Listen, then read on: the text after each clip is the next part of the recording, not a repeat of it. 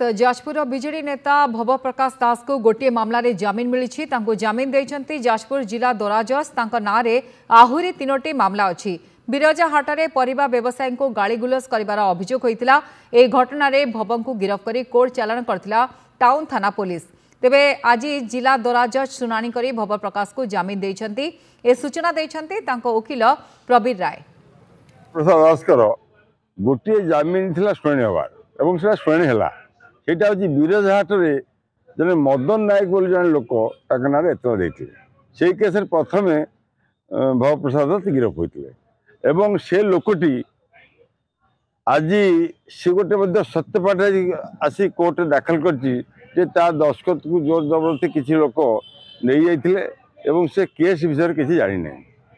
ଆମର ଯୁକ୍ତି ଥିଲା ଜଜ୍ ମାନ୍ୟବର ଅଦାଲତ ପାଖରେ ଯେ जी एतला देती सी आसी कहूँ जे मु केस विषय किसी जानी।